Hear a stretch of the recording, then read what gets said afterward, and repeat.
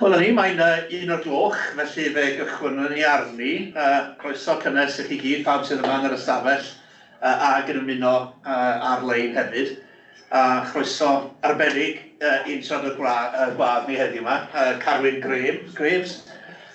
Carwyn yn wyneb cyfarwydd, yn llais cyfarwydd, dwi'n meddwl ar y lledu ar radio, yn awdur, yn arddwr hefyd, yn gogydd, wedi ysgrifennu yn helaeth ar meysydd sydd o ddiddordeb i fi'n arbennig, yn yw fwyaf diweddar gyfrol tir, yn edrych ar dirlun Cymru, a dwi'n gwybod o'n i'n cael sgwrs yn ddiweddar gyda Ysgolhaig ysfydiad yma, yn darllen y llyfr, mae'n cymryd fawr iawn wedi ysgrifennu ar afalau. A dwi'n gwybod ydy Carwyn yn gwybod hyn, ond mae gennym ni'n Brifysgol Caerdydd gampws newydd yn Kazakhstan, ac maen nhw'n ymfalchio yn ei hafala fel ydyn, ac dinas Almaty yn hawlio yma, mae dinas yn ei tref ar afalau ydy ystyr y lle yna, dwi'n falle bydd yna'n rhywbeth oedd yr Ysgolhaig yn ddiddori yn efo hefyd. A mae Carwyn gyda ni heddiw yma i drafod testyn sydd yn ymwneud â'r chyfrol arall sydd ar y gweill ganddo fo, yn edrych ar Canu Ecolegol y Gymraeg dros Millenium a mwy. Drosodd i Carwyn. Diolch yn fawr iawn. Diolch yn fawr. Dylan, diolch i chi sydd wedi ymuno ar-lein a pawb sy'n ystafell hefyd. Dwi'n bwriadu, seminar yw hyn, dwi'n gwybod beth ych chi'n arfernu, dwi'n bwriadu mae'n drwy gen i ddarlithio, ond dwi'n meddwl bydd e, dwi'n gobeithio bydd e o ddiddordeb, ddarlithio am ryw 3 chwarter a wedyn gen i sgwrs, cwestiwn ag ateb ac yn y blaen, gobeithio. Mae yna sawl peth allan i ddweud. Dwi'n mynd i gyrbwyd 2 beth wrth gychwyn.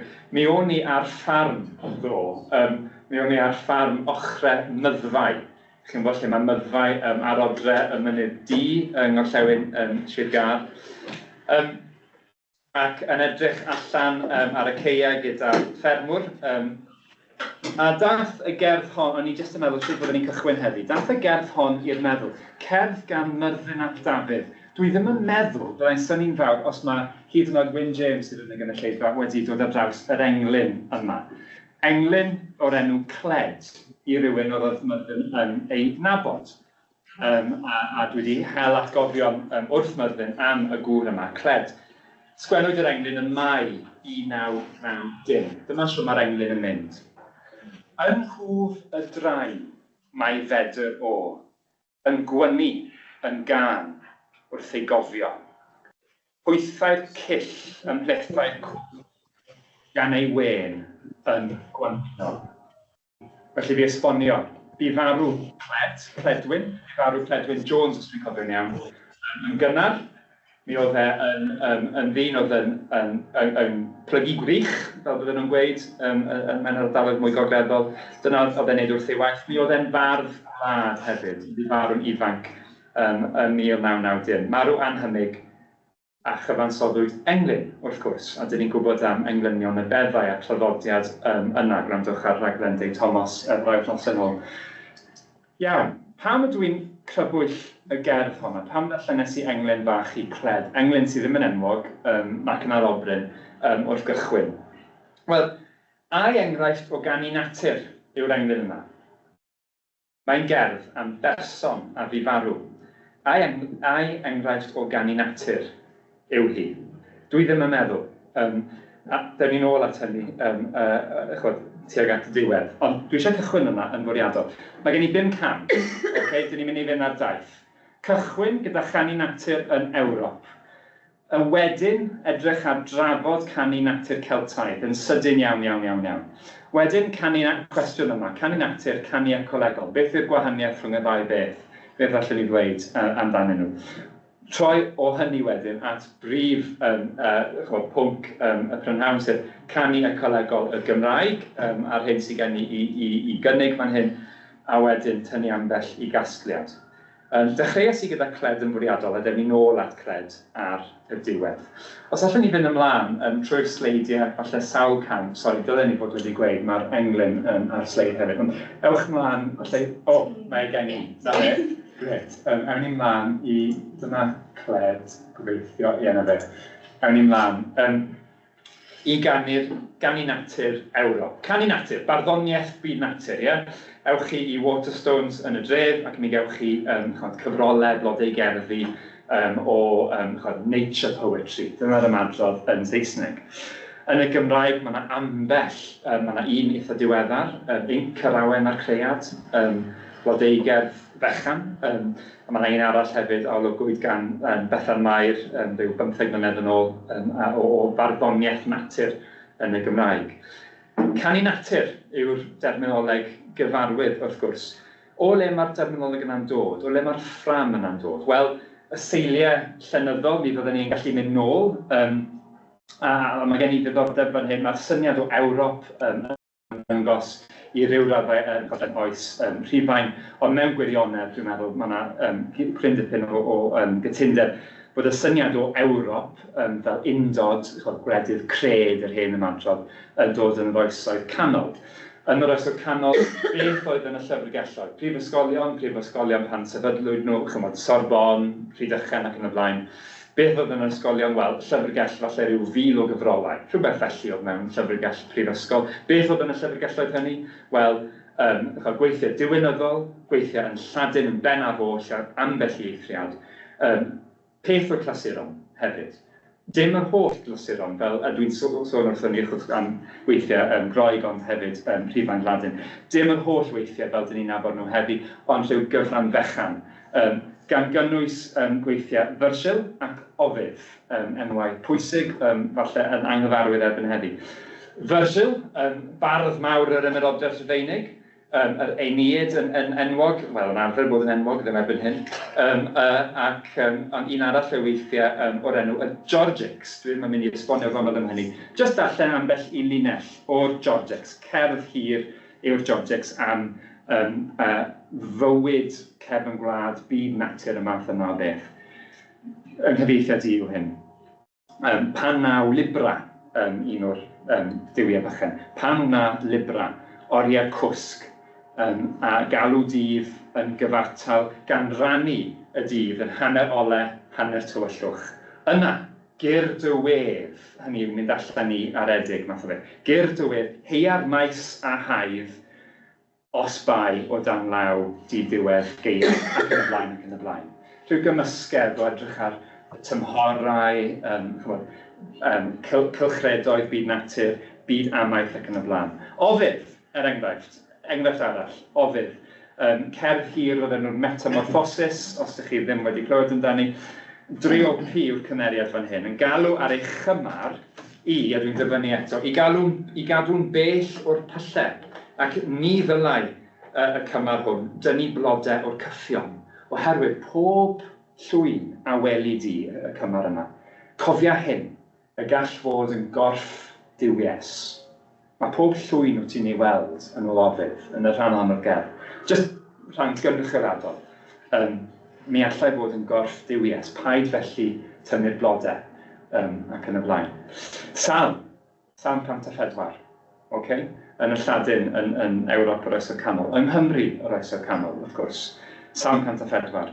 Yr wyt yn gwneud yr arglwydd yw'r Hen Testament. Yr wyt yn gwneud i ffynhonnau darddu mewn hafnau, yn gwneud iddynt lifo rhwng y mynyddoedd, rhwng ddiod i holl fwysdwylod y maes, a chaiff y synod gwyllt ei di-sychedu.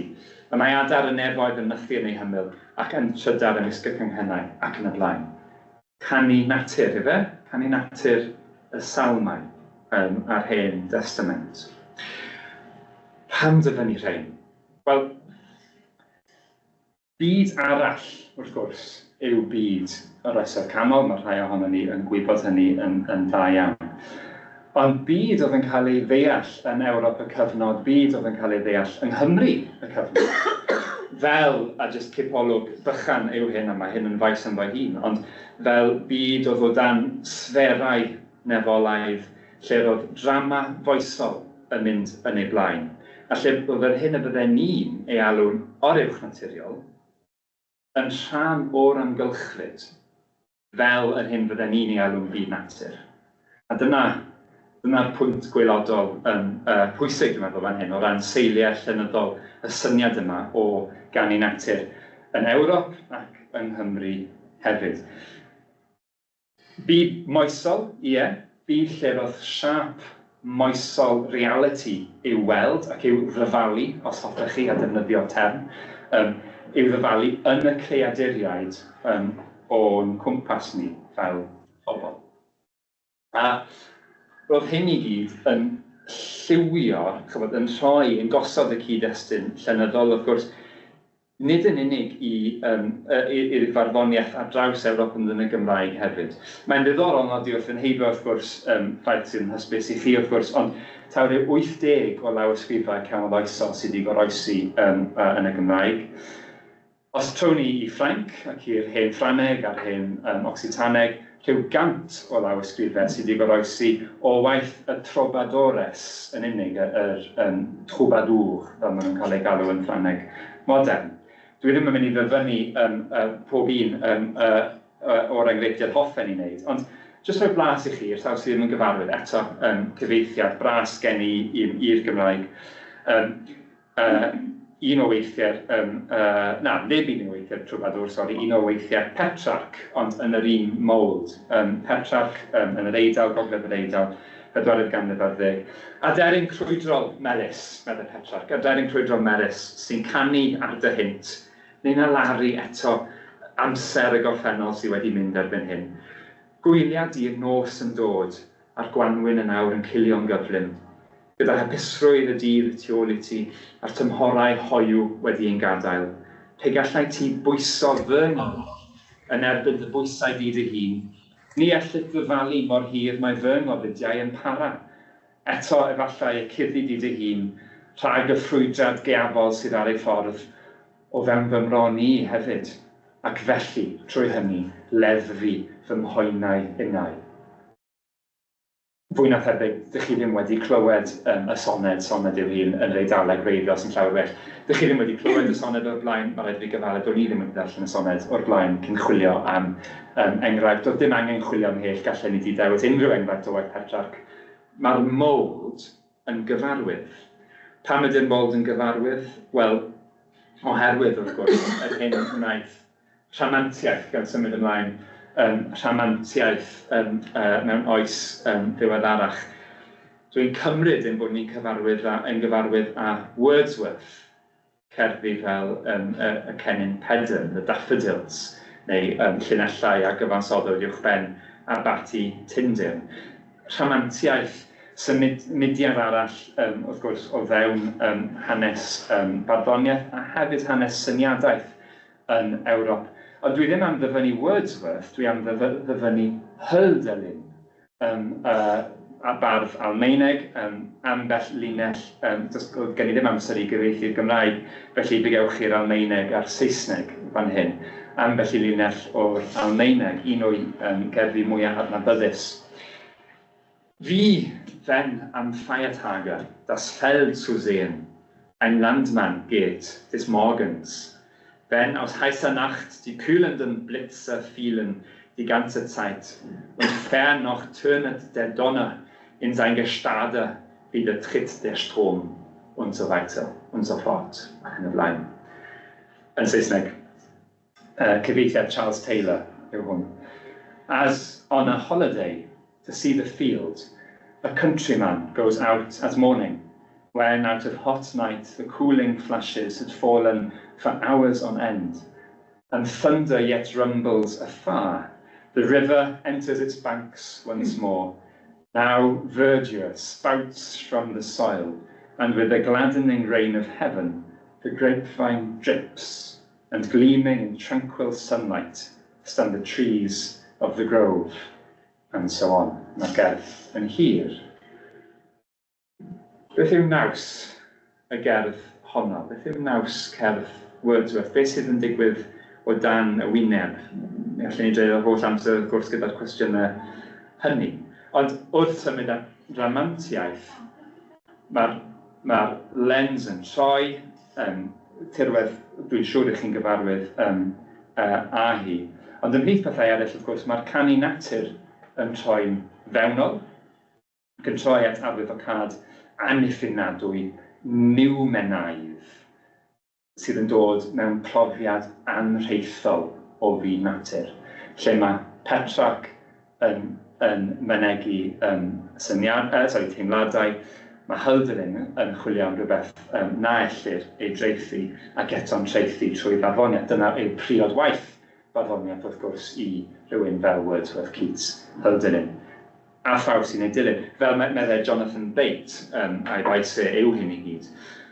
Poetry becomes our way of stepping outside the frame of the technological cyd-destun yr oes, of course, i Hölderlin, Wordsworth a'r sawl a'i dilyn nhw, and of reawakening the momentary wonder of unconcealment. Yeah? Dyna yw priod waith barddoniaeth, the momentary wonder of unconcealment. Mae'r gwahaniaeth rhwng llerodd y trofadores, Petrarch ac yn sicr ofydd a salmau ar hyn i ni wedi gyrraedd gyda Hölderlin, Wordsworth a pawb ddaeth ar ei hôl yn ddigon amlwg dwi'n cymryd. A'r cwbl oll yn llunio nid yn unig pawb oedd yn sgrifennu barddoniaeth natur ar ei hôl nhw, ond hefyd yn fframio y ffordd mae'r byd gorllewinol wedyn yn sgil y rhain, yn drin a'n ymwneud ni a natur fel cysyniad. Dyna'r pwynt fan hyn. Y llinellau hynny oedd rhaid i ni ddyfynnu yn cyfrannu yn sylweddol iawn a'r syniad ni o ystyr y gair natur yn y lle cyntaf. Mae yna lyfryddiaeth hirfaeth i hynny. Gan gynnwys, wrth gwrs, y sawl nath adweithio yn erbyn hynny. Troi'r ffram wedyn yn fframio'r adwaith hefyd. Iawn, beth am y Gymraeg, lle dyn ni? 20 munud wedi, da iawn. Mae'n bryd troi felly at y Gymraeg ar ôl gosod y cefndir. Gan ddechrau, yn yr oes yna, yr oes doi genhedlaeth ar ôl Wordsworth a Hölderlin, oes yr ymateb, oes darganfod fel petai mewn cronfachau, barddoniaeth canu natur Celtaidd gan ysgolheigion y 4th ganrif ar 15 yn Ewrop, gan gynnwys bobl fel Ernest Renan, y Ffrancwr, o Lydawoddau, yn Ffrancwr byddai fe'n galw ei hunan, Almaenwyr fel Canu Ecolegol, pobl fel Matthew Arnold ac eraill, wrth gwrs. A oedd yn gyfarwydd, wrth gwrs, mi oedd ei bydoedd syniadaethol nhw wedi eu llunio, mi fydden nhw i gyd wedi bod, eto ymddeiriadau, ges i ddim amser i fynd i wirio hyn, ond dwi'n cymryd yn ganiataol byddai'r enwau dwi'n newydd eu crybwyll, Arnold a Canu Ecolegol, yn gwbl rhugl ei Lladin, fwy na thebyg Groeg hefyd. Dwi ddim wedi gwirio yn unigol, dwi'n siŵr bod hynny'n wir amdanyn nhw. Hyn i gyd felly yn rhan o'i cefndir syniadaethol nhw, y lenses yr oedden nhw'n dod at unrhyw barddoniaeth, a dod i ddarganfod barddoniaeth Wyddeleg, wrth gwrs, barddoniaeth y Gymraeg, ac i'r arall llai hefyd y ieithoedd Celtaidd eraill.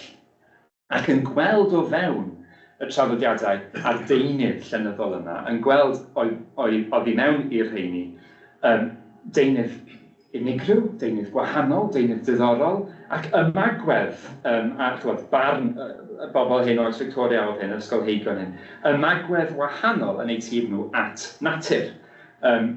Wedyn, felly wedi symud y sleid, ydych chi'n gweld hynny, dim ond dyfynnu ambell i deitl, ambell i waith pwysig yn ddangosodd yn sgil y to yna o ysgolheigion. Pobl fel y gŵr ifanc o Gymru, o Abertawe, os dwi'n cofio'n iawn. W. Lewis Jones, 1892 cyhoeddodd yr ysgrif yma, The Celt and the Poetry of Nature. Dwi ddim yn meddwl bod hwnnw wedi ei ddigydeiddio, ond mi ges i atgopi yn y llyfrgell genedlaethol yn Aberystwyth, difyr iawn darllen y peth yn trafodaethau'r Cymrodorion oedd hynny. Mae'r union ddyfyniad gen i fan hyn.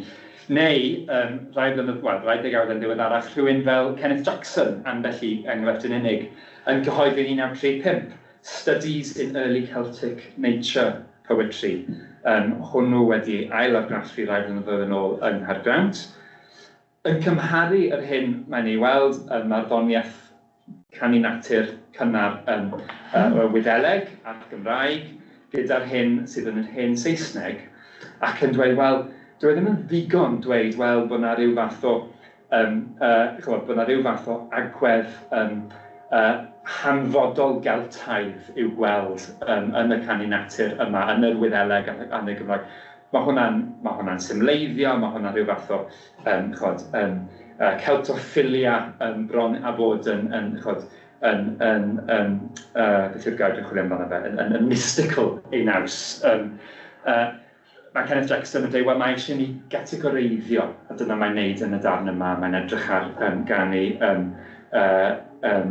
lled grefyddol a gwahanol gategoriau eraill, a fi ddim amser da fi i'r categoriau. A wedyn, yn 1906, mae Patrick Sims Williams yn ail afel yn y maes. Dim rhyw lawer yn digwydd yn y degawdau rhwng Kenneth Jackson a'r 90au. Patrick Sims Williams, mae'r dyfyniad llawn geni, ond un o'r casgliadau diddorol, mae Patrick Sims Williams yn ei dynnu, os ydy'n ymlaen fyna, dyna ni. Reit ar ddiwedd y darn, ysgrif yw hwn eto, reit ar ddiwedd y darn, dyma un o'r gasgliadau pennaf. The negative medieval view of the sylvan rusticity of the Bretons, Welsh and Irish arose independently of classical influence. Fydda eisiau agor cwryllen ar hynny, ond chi'n gallu gweld rhwng y llinellau ofydd ac yn y blaen. Arose independently of classical influence. It was in the interest of the colonisers, meddai Sims Williams, to stress this. Ac os ydych diddordeb yn hynny, ewch ar ôl Simon Schama ar ymdriniaeth o'r syniad o goedwig yn llenyddiaeth Almaeneg, ond hefyd yn llenyddiaeth glasurol, ar draws y 2000 o flynyddoedd diwethaf. Afraid dweud, nid bod neb hyd o ni, falle gall Dylan ynghywiroi, afraid dweud nad oes neb wedi ysgrifennu ar agwedd Gymraeg at goed yn heblaw am pobl fel Linard oedd yn gwneud gyda lenses hanes y dirwedd, ond nid lenses llenyddiaeth. Ond stori arall yw honno, cam yn ôl o hynny. Mae Patrick Sims Williams yn mynd yn ei blaen ar ddiwedd y darn i dynnu'r casgliad yma. A notable aspect of the medieval Irish treatment of nature not touched on by Arnold and the others is a strong sense of place, of bro garwch, chwedl Sims Williams. Difyr, ond difyr. Mi soniais i ddo y mod i ar ffarm ochrau myddfa. Sen ni yn siarad, dwi'n hwylio'n agos y gwynt fan hyn, wrth dweud hyn. Ond sen ni'n siarad gyda'r cymdogion a'r ffermwyr yn yr ardal honno, yn naturiol felly yn y Gymraeg, ac yn defnyddio gair fel bro a chymuned. Mi fydden ni'n syth yng nghanol gwlad tirwedd stereotypes i ni fel Gymru Cymraeg yn byw yn ei plith yn etifeddu, ond ddim eto yn ynhybu wedi gwneud digon i geisio deall. Sut allwn ni osod hynny ochr yn ochr gyda'r trafodaethau academaidd hyn sydd yn eang iawn eu cwmpas, yn enwedig o fewn cyd-destun lle ecoleg ar yr agenda wleidyddol a gwareiddiadol, os gael dweud, yn y byd ni'n byw ynddo heddi. Dyna'r man cychwyn. Gwch yw hi. Dwi newydd gyrraedd y man cychwyn. Iawn. Ewn ni ymlaen felly i'r cwestiwn gan droi nôl at farddoniaeth. Nawr te.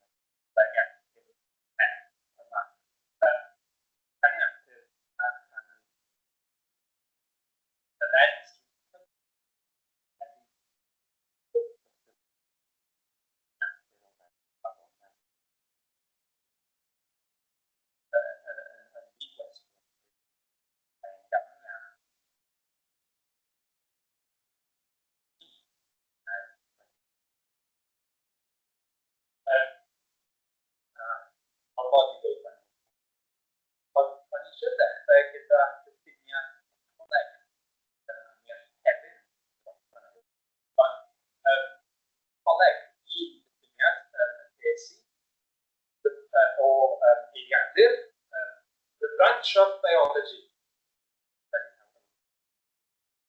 The branch of biology that deals with the relationship of organisms. Also, the relationships themselves.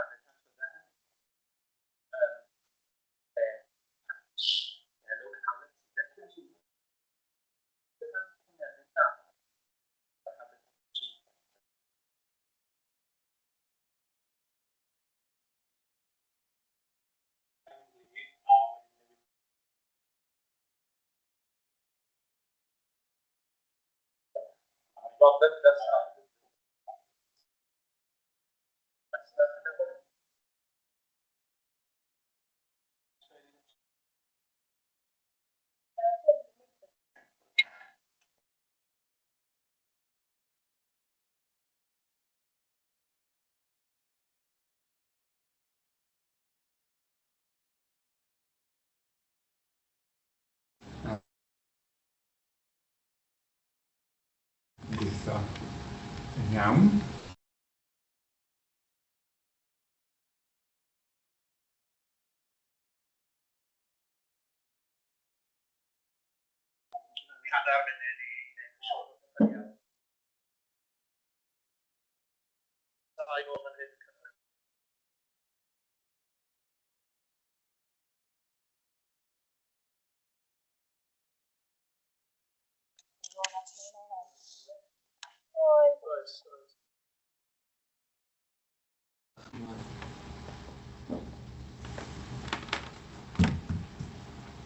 Os oedd yn gweithio wedi bod.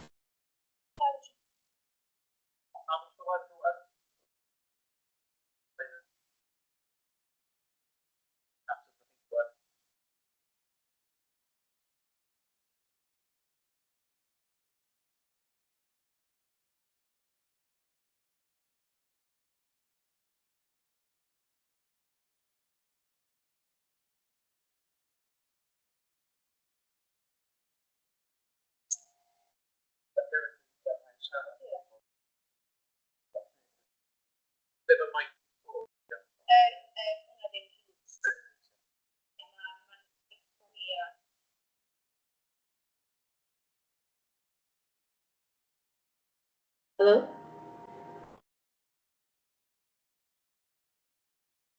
Mwy o siarad i ddweud. Rhaid cynnig arni? Ie, dwi'n meddwl hynny fydd A wedyn gallwn ni gael... rhaid bwrw mlaen, mae'n cael ei recordio, dydy, felly allan ni golygu o Mae'n cael ei recordio. a rhannu, felly os ni'n rhoi neges Iawn. llawer gwell o'n Cynefin oedd y gair allweddol yna. Ac felly, gan adeiladu ar y gair yna, bydde canu ecolegol felly yn farddoniaeth, gan symud nôl at farddoniaeth, bydde canu ecolegol yn farddoniaeth, fydde'n mynegu hynny, y cysylltiad rhwng rhywogaethau a'i gilydd a rhywogaethau a'i cynefin. Dyna dwi'n cymryd fydde y fath beth. Mae yna bobl wedi diffinio hynny, diffiniad o'r un o daleithiau lle falle chi'n gwybod mae yna rhywbeth o'r enw eco-poetics wedi bodoli ers rhai blynyddoedd. Forest gander meddai'r dyfyniad yma. Whereas nature poetry often takes for its themes the so-called natural world, as though it were separate from the human world. Rhagdybiaethau, chi'n gweld pam gychwynnes I le gychwynnes I. Eco-poetry asks how we are involved in and a part of all that surrounds us. Cofiwch y gair cynefin, meddyliwch am stereoteipiau Cymraeg. Meddai R.S. Thomas o bawb, gŵr da I ddyfynu bob tro. Os oes rhywun yn credu o'i gallai brofi blas Cymraeg heb yr iaith, mae'n dwyllo I hun, meddai R.S. wrth gwrs. Mae pob mynydd a nant, meddai fe. Pob fferm a lôn fach yn gyhoeddi'r byd taw rhywbeth amgenach yw tirwedd yng Nghymru. Beth ydy R.S. yn golygu wrth hynny? Wel, meddai R.S. yn ddiweddarach mewn dyfyniad mewn cyfweliad ar Telegraph neu'r Times, ddiwedd yn y 90au. I would hardly qualify as a nature poet, meddai fe, in the English tradition.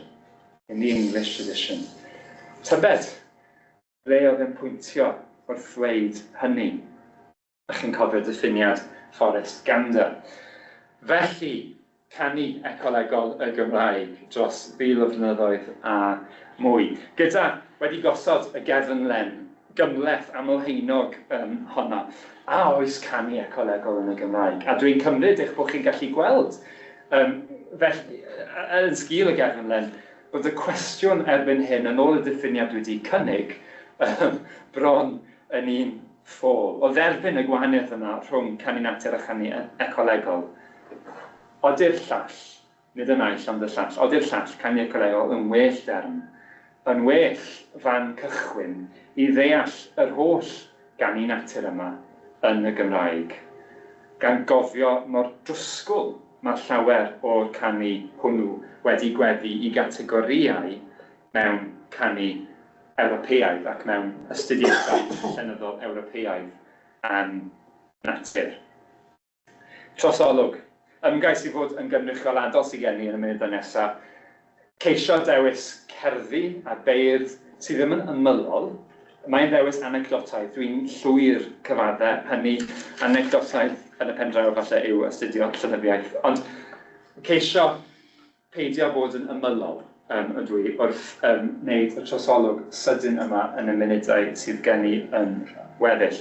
Claf Aberciawg, mae yna lyfryddiaeth ddifyr iawn ynghylch y gerdd hon. Just ambell I linell fan hyn. Cog, diweddaru'r iaith ychydig. Cog lafar a gan fydd. Cyfrau, dwi'n methu gofio'n iawn fan hyn, bydd rhywun yn gallu ynghywir. Ond cyfrau echiawg yn dolydd ciawg.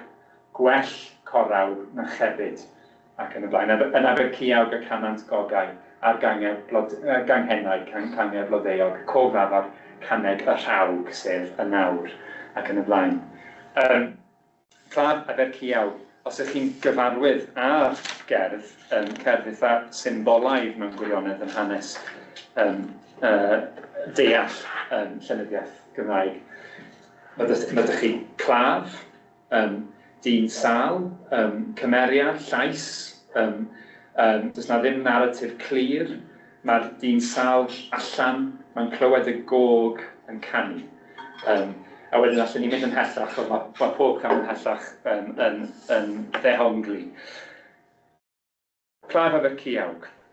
Beth am Taliesin? Wel, ffigwr Taliesin wrth gwrs. Y cerddi hynny sydd yn cael ei tadogi I Taliesin, y canu sydd yn dangos yn llyfr Taliesin, ffigwr sydd yn ddylanwadol fel enw o leia yn yr oesoedd canol a'r tu hwnt.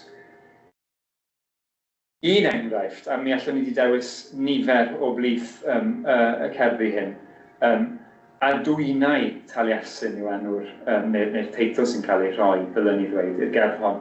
Adwyn rhy benyd ei ryfed arall adwyn. Adwyn yn golygu pan bod rhywbeth mae'r gair yn perthyn I addfwyn, ond bod rhywbeth yn ddymunol. Dymunol arall adwyn, dymunol hefyd pan fydd Duw yn fy ngwaredu dwi'n diweddaru chydig. Addfwyn cyfed rhyw gomed go gyffred, arall adwyn I amcyrn cyf-yfed, mi ddylen ni wedi rhoi diweddariad cyflawn I hynny. Ond be mae'r gerdd yn ei wneud, mi rhaid I fi cyhoeddi rhywbeth dwi'n meddwl, a rhoi diweddariad cyflawn. Be sydd fan hyn yw bardd sydd yn edrych o gwmpas ei fyd, a sy'n edrych ar bobl yn yfed medd, sy'n edrych ar gwylanod y môr, tonau'r môr, sy'n edrych ar bobl yn priodi, sy'n edrych ar pobl yn dod I gyffesu, pennyd fan hyn, rhi pennyd, sy'n rhoi pennyd yn cyffesu mewn cell. Bardd yn edrych o gwmpas ac yn dweud, da hyn. Syml iawn, cerdd mawl os hoffech chi, cerdd o fawl. Symud ymlaen I rywun fel Dafydd Ap Gwilym, dwi ddim am ddarllen y gerdd hon. Dwi'n mynd I gymryd yn ganiataol eich bod chi'n ei hadnabod hi, Offeren y Llwyn, cerdd fawr yn ynhyb I a defnyddio term hen ffasiwn, lle digrif y bîm heddiw dan fentyll y gwyrddgill gwyw. Pam ydy'r llyn digri? Wel, gan neidio ymlaen, mi a glywn mewn gloiwyaeth ddatganu, ddarllen i'r plwy. Beth sy'n cael ei ddarllen? Yr efengil. Pwy sy'n darllen yr efengil? Wel, adar, fel yr eos. Mae Dylan wedi ysgrifennu, a dwi'n dyledus iddo am ysgrifennu am y gerdd hon ac eraill. Beth sy'n digwydd fan hyn? Mae gyda chi yr hyn byddwn ni'n ei alw'n gymyn, yn digwydd yn y coed, dyffryn, falle taw dyffryn nentyrch yw hyn, yng Ngogledd Ceredigion, mae'n cael ei lleoli yng Ngogledd Ceredigion, mae'n wanwyn, mae'r adar yn cyflwyno y cymyn I Dafydd Ap Gwilym. Mae'n gerdd syfrdanol, a dweud y gwir, o fewn cyd-destun Ewrop ei hamser. A hynny yn gweithio'r ffaith bod yna gerddi nid tebyg iawn yn bodoli yn yr hen Ffrangeg. Ond stori arall yw honno. Hefyd, Gwerfyl Mechain. Beth am y menywod I chi'n gofyn ac yn gywir felly. Gwerfyl Mechain, eira. Eira, mae yna lawer, allwn ni ddweud am hyn, ond yn sydyn dros ben. Eira, mae allan ddim yn bell o'r draws fynydd. Medde ar ysgrif yn y llaw ysgrif, I chi'n gallu gweld Gwerfyl Goch wrth ychwelyd dros y mynydd o draws fynydd, yn rhymder y geia, medde y geiriau ysgrifenedig. Medde hi, eira, oer flaw deiar gnaw di, oer gni mynydd, man od wybren oer fi. A dwi'n cymryd, od wrth gwrs yw eira, man od, eira man, eira mawr, ond hefyd efallai, os ych chi'n cyrraedd dros y mynydd o dros fynydd, y mynyddoedd sydd yna fel Morfil, fel manod mawr a manod bach, uwchben Blaenau Ffestiniog. Dwi'n cymryd bod yna chwarae ar eiriau bwriadol fan hyn. Gwerfyl Mechain yn sgrifennu am yr eira. Beth yw hyn? Canu natur? Canu ecolegol? Mae'r person fel yr holl enghreifftiau dwi wedi cynnig hyd yn hyn, y person yn y canol, mae yna ddealltwriaeth o'r person o fewn ei chymdeithas neu ei gymdeithas. Beth yw'r gymdeithas? Wel, y dirwedd a'r creaduriaid gwyllt, a mwy symudwn ni mlaen. Dylen ni ddim mynd ar ôl John Dye achos dwi ddim wedi sgwennu yn Gymraeg, ond efallai oedd e'n siarad y Gymraeg, brodor o ardal Aberglasni, Llangathen, Dyffryn Tywi. Stori arall yw honno, does dim amser gen I. A fi ymlaen, y peth sy'n ddigwydd am cerddi John Dye, ac yn sicr Gronga Hill, yw mor wahanol yw'r canu I ganu rhywun o'r un oes ag fel ma fel. Ma fel, upon the hill and grove at Bilborough, sydd gan ma fel. See how the arched earth does here rise in a perfect hemisphere. Mae byd natur yn adlewyrchiad o ffiseg I ma fel. Nid felly I John Dye. Dwi'n gorfod cymryd eich bod chi'n nabod y gerdd ac felly mynd ymlaen I rhywbeth sydd hyd yn oed yn fwy cyfarwydd. Llyn y gader. Llyn y gader. Ydy llyn y gader yn ganu natur? Dwi'n cymryd ei bod hi'n ganu ecolegol. Wrth gwrs ei bod hi. Pam? Wel, gwrandwch.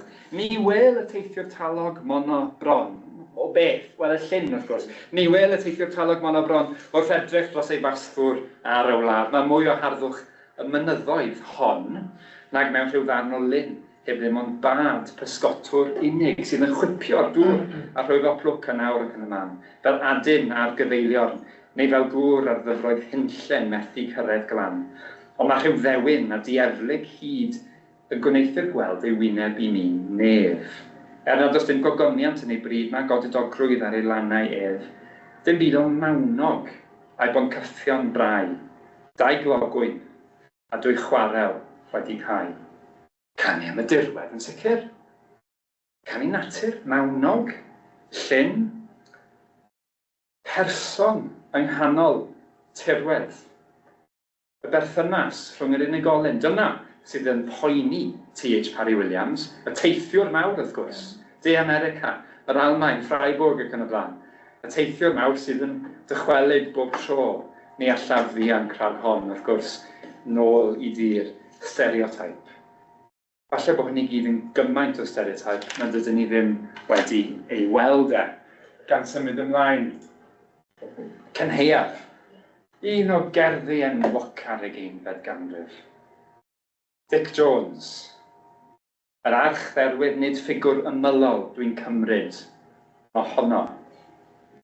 Cynheuaf, chi'n gyfarwydd â hi, pan ddelodd adar, i gynarganu ei halaw dirion i'm hael hyderu, a phan ddaw'r amser i'r hun dyneri, i braidd enni wyn, i bryddin wyni, a ddine i gyfannu cylch y rhod, yn ôl i osod ar ddôl yn glasu. A rhof fy ngofal i ddyfaddofi garwynder cyson gywreinder cwysi, i roi'r addod i chyfran iddi, o'r wledd y llynedd a roes i'm lloni, y ddôl am cynhaliodd i a'i lluniaeth, i hadu holyniaeth hyd eleni.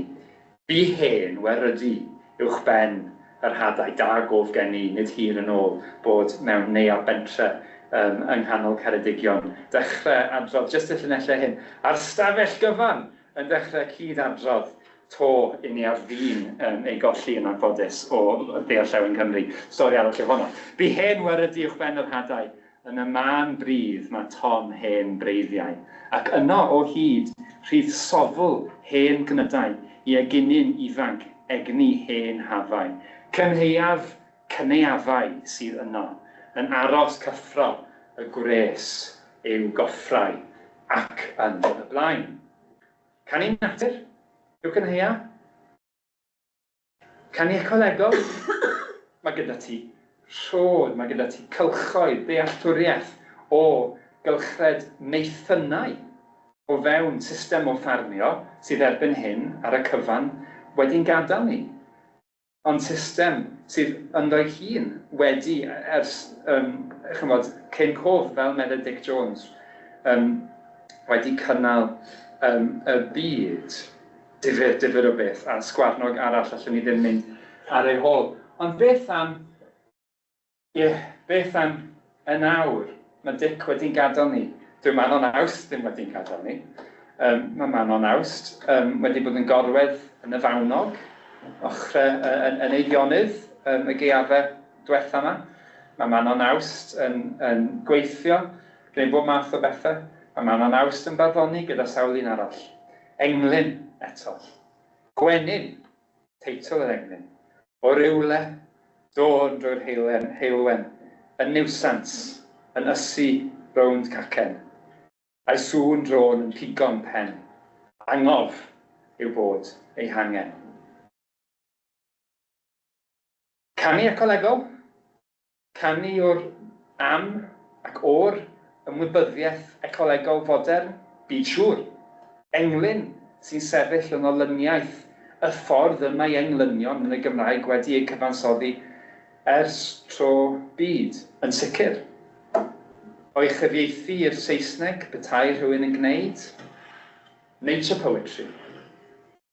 Canu sydd yn gosod yr unigolyn, ymwybyddiaeth o le'r unigolyn o fewn cymdeithas ehangach, ac o berthynas yr unigolyn gyda rhywogaethau eraill. A hynny i gyd yn ddigwestiwn, yn ysrydeb bron, dwi'n meddwl, yw cerdd fel hon, a mae hynny fod yn glod. Fel y bydde dod â cherdd fel hon, nid canu natur, canu ecolegol. Chi'n gyfarwydd ar gerdd hon? Mae yn ymlodeugerdd, 100 o Millenium gan gyhoeddiadau barddas gyhoeddwyd rhyw 15 mlynedd yn ôl. Olwyn dŵr y wern, un o'r englynion gorau yn y Gymraeg yn y man bach i T. Arfon Williams. Gyda'r gaeaf troi'n wanwyn, troi yn hael awn ar nant, bob galwyn o'i dŵr hi, a gweld yr wy na reolaf yr olwyn. Waw! Dyna gerdd. Gyda'r gaeaf troi'n wanwyn, troi yn hael ar awr nant, bob galwyn o'i dŵr hi, a gweld yr wy na reolaf yr olwyn. Be sydd ddim yno? Hynny yw, mae gyda chi athroniaeth yna, dealltwriaeth o le, dealltwriaeth ecolegol o le pobl, manifesto dros ynni adnewyddadwy yna, ymwybyddiaeth o hanes o bosib yna, yn sicr ymglywed ar dirwedd yna. Canu ecolegol? Does bosib nad yw hi canu ecolegol. A dyna'r cynnig sydd gen i, y pumed pen ac i gloi go iawn nawr, gan adleisio unwaith eto ar ôl darllen i chi Olwyn dŵr y wern, cled unwaith eto, cerdd Myddin ap Dafydd o'r cychwyn. Oes a gofyn y cwestiwn, ydw i, cwestiwn mawr. Oes yma elfen o epistemoleg ecolegol Gymraeg? Saunders Lewis, wrth gwrs, rhith y mae'n rhaid enwi, sydd ddim yn cael ei enwi ddigon. Dyddiau hyn, economi wleidyddol, wrth gwrs, yw gwaith, llawer o waith Saunders Lewis, ond drwy draw, beth sydd gan Saunders yw ymgais i wreiddio'r economi wleidyddol hynny mewn syniadau am wareiddiad a'r syniadau hynny yn y pen draw, wrth gwrs, yn llenyddol.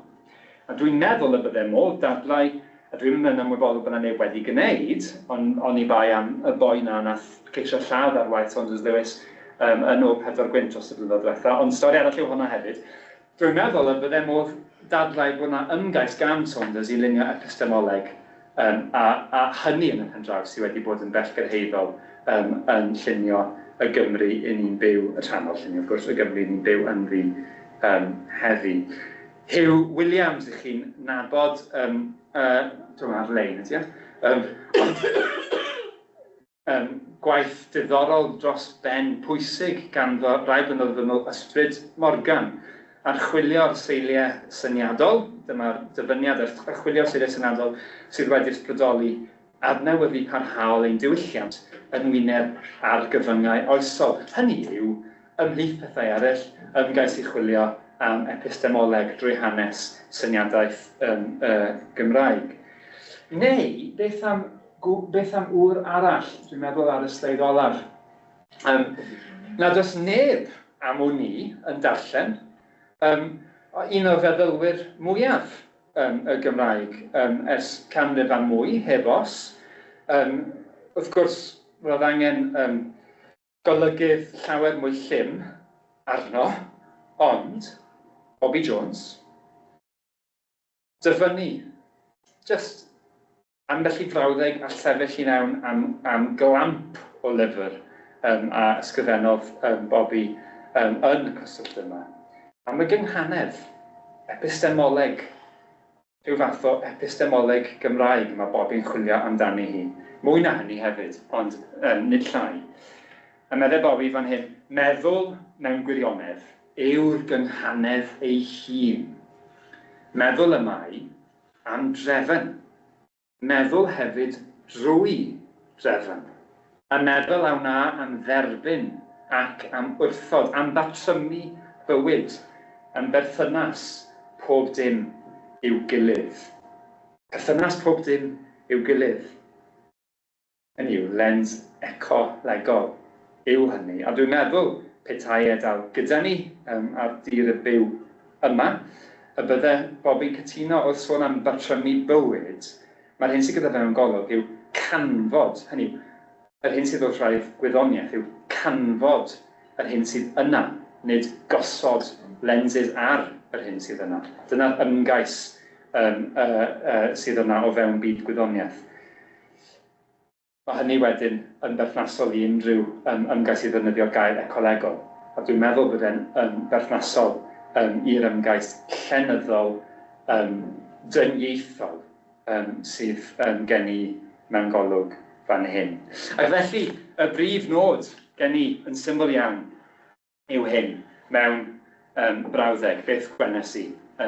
Efallai ta'r brif nod gen i fan hyn yw awgrymu, ddim ond awgrymu wrth gwrs, bod lens ecolegol yn un bwerus wrth ystyried yr ysgrifennu, y barddoni hynny am natur a datblygiad cyfran sylweddol a dylanwadol o ganu yn y Gymraeg ar hyd ei hoes. Diolch am wrando.